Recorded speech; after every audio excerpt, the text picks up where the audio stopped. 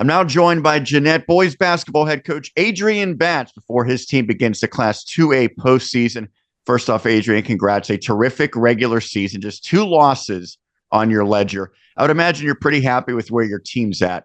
When you think back to the regular season, what stands out about what the Jayhawks did best? Well, thank you. Thank you for having me. Our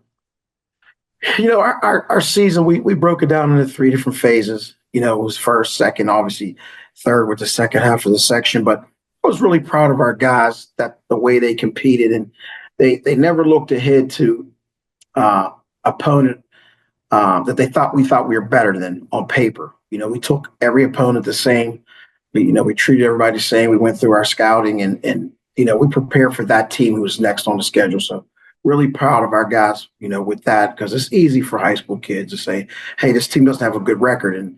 And hey, we got this opponent coming up next, and we never did that. So I was really proud of our guys with that.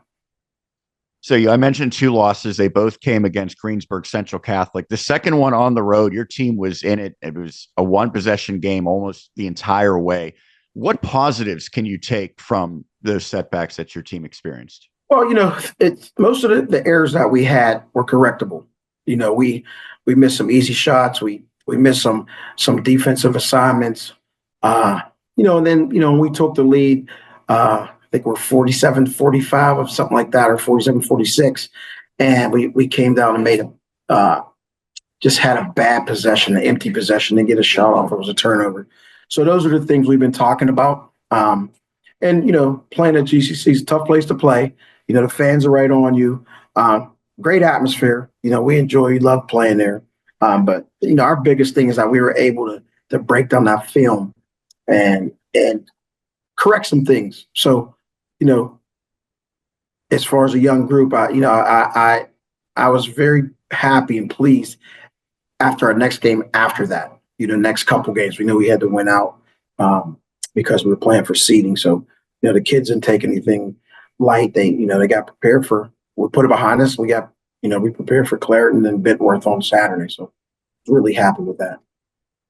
I would imagine that thinking back to last year, having postseason success, winning games in the state playoffs can pay dividends this year. How much does stuff like that matter?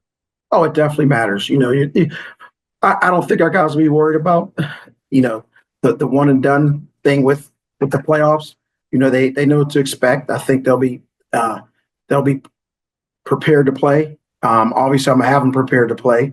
And then you think about the success we had coming off of football, where those guys were the 13th seed and made it to the semis. So, those things all help when you get to this time of the year. So you get the number 3 seed. Sewickley Academy gets number 2, and of course, Greensburg Central Catholic number 1. You don't know who you're playing yet. It'll either be number 14 West Green or number 19 Brentwood. How did the seeding align with what you thought it might be? I thought, I thought that we would either be 2 or 3, just because, we lost to the best team in AA and one of the top teams in the state. I think they're 2 in the state, and they were really close games. I could see if they would have beat us, if they'd have mercied us twice, and then, we probably would have been a 4, or we'd have been a 5. So, the way we played them and the way the games went, we had an opportunity to win both of those games, and it just didn't happen that way. So I think the committee saw that, and they understood that both games were a sellout. And, why not give it an opportunity for round 3, with Jeannette GCC. And, I think if it gets that way, I think we packed a peep from Westmoreland County. So, but to get to that game, we got to win the first one, the second one, and the third one. So, it's not going to be easy, but, we're up for the challenge. So how do you prepare when your opponent won't be determined until Thursday night? Because that's when the preliminary round is between the Pioneers and the Spartans. Well, we got to go off everything that we work on. Our defensive principles can't change.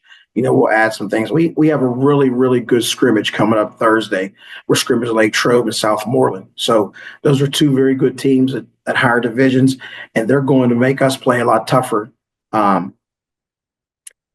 In that scrimmage. So, we'll prepare and we'll watch some film on those guys and see who their best players are, see the things they do, and we'll break it down on film. And But I'm really looking forward to the scrimmage with Lake Trove and Southmoreland.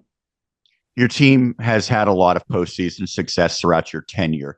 When you think back to the runs that you've made, what has been a common thread that you need to apply once again this year to have that same level of success? We definitely got to defend without fouling. We got to rebound the ball, and we got to make free throws.